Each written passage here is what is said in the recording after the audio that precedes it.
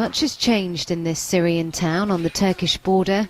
Once besieged by Islamic State, the tide turned against the militants 4 years ago, and their presence has had a curious effect on the local community, with a group of Syrians converting from Islam to Christianity. This was one of the region's minority faiths that Islamic State hoped to eradicate. With the opening of the town's first evangelical church last year, their numbers are now growing in Kobani. Maxin Ahmed lost an arm in an explosion in the town. He fled to Turkey for medical treatment, and it was there he decided to convert from Islam. I became a Christian in Turkey. I've been a Christian for 4 years. It's because of my friends who were there with me every day that I became Christian. They showed me the ways of Jesus. Worshippers say the experience of war and the onslaught of a Sunni extremist group claiming to fight for Islam has pushed many people towards Christianity. The church's pastor says many people have found a new and loving community amongst the congregation. Most had become atheist or agnostic, having lost their faith in religion and God during the war. But critics eye the new converts with suspicion, accusing them of seeking personal gain, such as financial help from Christian organizations working in the region.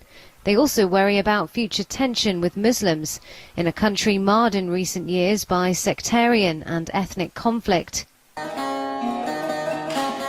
This was not the lasting legacy Islamic State had planned, as a persecuted minority flourishes in this tiny corner of the Middle East. Meanwhile, in neighboring Syria, hundreds of Christians there are feared captured by ISIS in the central part of the country. Some 230 Christians are reportedly missing after fighting near their villages. Despite the horrors of ISIS, author Tom Dole says it's important to know the church, well, they are not losing the fight. In his book, Killing Christians, Dole says the church is growing. He recently told CBN News about a team of 10 church planters in Syria who were given the option to leave the country or continue risking their lives for the gospel. So they prayed and fasted for a week, the team. And Fareed walked downstairs into this basement of this house in Damascus, thinking in his mind, I wonder if anyone's even going to be there. There was actually 25 leaders there.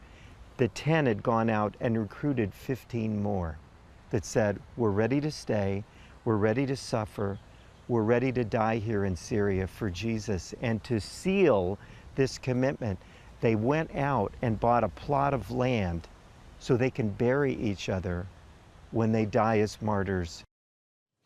Dole says the team continues to send reports that Jesus is moving in Syria.